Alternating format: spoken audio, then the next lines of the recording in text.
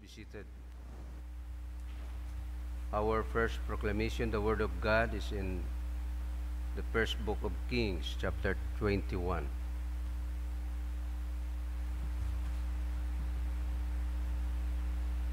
The reading. Then the word of the Lord came to Elijah the Tishbite, saying, Arise, go down to meet Ahab, king of Israel, who lives in Samaria. There he is in the vineyard of Naboth, where he was gone down to take possession of it. You shall speak to him, saying, Thus says the Lord, Have you murdered and also taken possession? And you shall speak to him, saying, Thus says the Lord, in the place where dogs lick the blood of Naboth, dogs shall lick your blood, even yours. So Ahab said to Elijah, Have you found me, O my enemy? And he answered, I have found you, because you have sold yourself to do evil in the sight of the Lord. Behold, I will bring calamity on you. I will take away your posterity, and will cut off from Ahab every male in Israel, both bond and free. I will make your house like the house of Jeroboam, the son of Nebat, and like the house of Baasa, the son of Ahijah, because of the provocation with which you have provoked to me to anger and made Israel sin. And concerning Jezebel the Lord also spoke, saying, The dogs shall eat Jezebel by the wall of Jezreel. The dogs shall eat whoever belongs to Ahab and dies in the city, and the birds of the air shall eat whoever dies in the field. But there was no one like Ahab, who sold himself to do wickedness in the sight of the Lord, because Jezebel his wife stirred him up, and he behaved very abominably in following idols, according to all that the Amorites had done, whom the Lord had cast out before the children of Israel. So it was, when Ahab heard those words, that he tore his clothes and put sackcloth in his body, and fasted and lay in sackcloth, and went about mourning. And the word of the Lord came to Elijah the Tishbite, saying, See how Ahab has humbled himself before me. Because he has humbled himself before me, I will not bring the calamity in his days. In the days of his son, I will bring the calamity on his house. The word of the Lord. Please stand for our responsorial psalm. Our response: Be merciful, O Lord, for we have sinned. Together, be merciful, Lord, for we have sinned. Have mercy upon me, O God, according to your loving kindness, according to the multitude of your tender mercies. Blot out my transgression. Wash me thoroughly from my iniquity, and cleanse me from my sin. Response: O Lord, for we have sinned. For I acknowledge my transgressions, and my sin is ever before me. Against you, you only have I sinned, and done this evil in your sight. Response: Hide your face from my sins, and blot out all my iniquities. Deliver me from blood guiltiness, O God, the God of my salvation, and my tongue shall sing aloud of your righteousness. Response: Glory be to the Father, and to the Son, and to the Holy Spirit.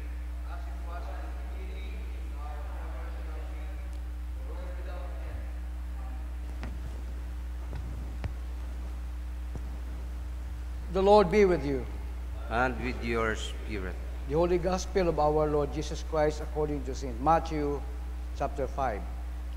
Glory to you, Lord Jesus Christ.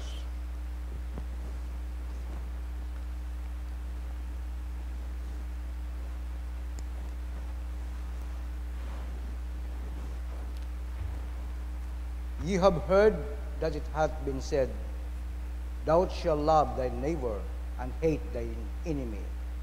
But I say unto you, love your enemies, bless them that curse you, do good to them that hate you, and pray for them which despitefully use you and persecute you, that ye may be the children of your Father which is in heaven.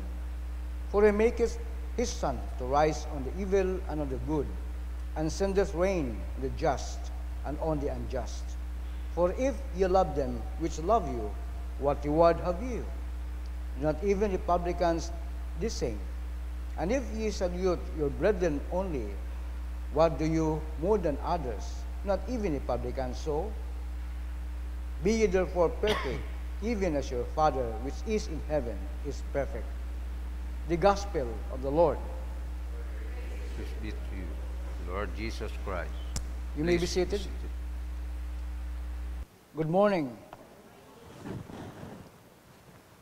Yesterday I was awakened late. But before I slept, I decided to go to church early because I have many things to do. But because my alarm clock did its part, so I wasn't able. And I was reading the gospel today, and there was that thought in my mind, particularly the section heading, love your enemies. I said to God, to what extent that I must love my enemies? So He sent me back to the question of how many times? 70 times 70? And I multiplied it, it totaled to 210. Check. 7 times 70? I don't think so, it's 210, it's more than that. So, my mind has something questioning the more. And the word of the Lord brought to me about the Beatitudes.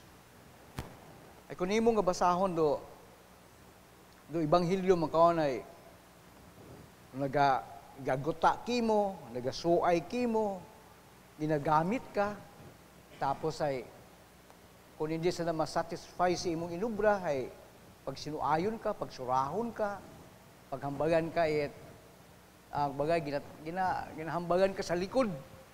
Pero kung sa printe ay manami istorya, dumduman ko ro hambat mga magugang. Doon man na ron do tiyempo nga ginaunat ti imong pasensya. Ag matuod ay daily we have to extend that patience with one another. Haman, in practicing so, no? Wala nang purpose ay nakita na ako na pag inunat mo rin mong pasensya in the first day, you do it the next day, the third day, and the 1 week of your life, maanad ka ting. Kapilmi ka natin nga pasensya. And then later on, dahil praktisado ka natin nga ginaunat mo pilmi ring pasensya sa isig katawo, bisan sing kaugalingon mismo, you learn to love the things or the events that happened in your life. Paski nang agahon, padto kami ni Sister Vilma iya, may tricycle sa among likod.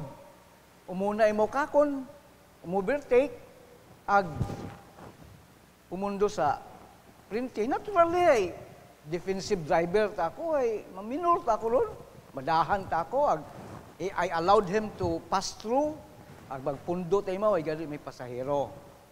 So kung bukod unat di imong pasensya, ay makumin kagiting, ag base makahambal kapat Bisaya nga bukod mayad.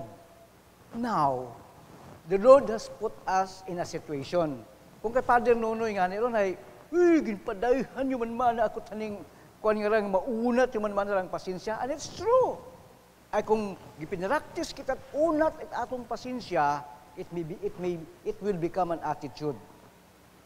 Dahil inunat mo ring pasensya makarong adlaw, the next days, maanad ka uting. Ag pag naanad ka uting, ay bukoy at malisod kimo ga pasensya. The section heading is love your enemies. Hay, mga gaubra, mga rakatot, mga muro na ibuko manatot kontraron. Ginalawat at Diyos lo ni para nga maunat atong pasensya. Pero may unat ang mga real enemies nga hindi mo kita sanda kumbagay, ano mo mang tinguha nga pagubton o intindihon sandahay, they will not understand you. And the more you do good to them, the more they hate you. Ay, ano matabo? Ay, gapunino ka abuamat, maura sandala kakon, maura, etc. But one thing for sure, the Word of God is true. Love your enemies. And who are my enemies? Those who are in the family. Wa may katon ibang nga kontra except that one defeated foe of our Lord Jesus Christ. Hay kung pasugtan ta, nga magpanubali kung mata kita sa aton nga inakig kanday, kita alkansi. Di ta naton maaguman do, gusto Diyos atong kabuhi. This is what happened every day. Bukod nito ngayon, adlaw-adlaw, hamo say, the whole month of our life, ay, gatubang ta kita pimit, mga muro nga kahimtangan. Imagine, scriptures nga atong mabasa sa Ebanghelyo, makaroon ay, thou shalt love thy neighbor, and hate thine enemy. Ay, ginbag-uot ang Ginong Hesus na eh. Love one another as I have loved you. Bukod nito atong standard. Hay pauno kita ginhingugman ni Ginong Hesus, pahambay na akon. Pero paghigugman ni Ginong Hesus, ay gin-display, anana. Sana nga sakripisyo, kamatayon sa cross. Just so, nga anang ma-express katon how He loved us. Nga niyo, standard naton, it's not now our standard. We will use God's standard in loving one another. Ay, ang ba ni Ginoong Jesus? Love one another as I have loved you. So kung di natin pag-practice-on, ay atong practice, matayro da ato, matandati nga gawi. Di we will use our standard in loving our enemies. But don't you see, bisan di makarealize sa atong mga kontra, nga gali ga-practice sa kita, loving them because of what the Word of God has brought into our lives, ay biro. Ang ba ni Lord kakon, don't mind Him. Don't mind them. Amen? Haman iti-focus mo tayong kaugalingon sa andang along naubraki mo. Focus yourself. Haman, yan ba sa Corinthians ay, work out your own salvation. So, if you are working your own salvation, focus yourself to God. Ikaw agud Diyos, kung ano mahambay Diyos sa imong kahimtangan. Agod, habit una matasandalon, you continue with your life. A life that is pleasing to God. Why? Because you do it according to God's ways. So, tawo, kabuabot at pamaagi. So, tawo, kabuabot at ideya. So, tawo, abot ang liyabi para sa tagipusoon it kadi isaga, but God has the only one way and the only one key. Sa bilog ita ng liyabi, ita atong Ginoo. Agro liyabi ita atong Ginoo, ay kung ano inubra ni Ginoong Hesus para katon. Agbangod doon yung liyabi nga nang ginturo katon, make it your focus. Na sa atong pagpangabuhi, ano man na atong ginaatubang o kahimtangan, sitwasyon o relasyon, see to it that we do it God's way. And what is the way of God? Love one another as I have loved you.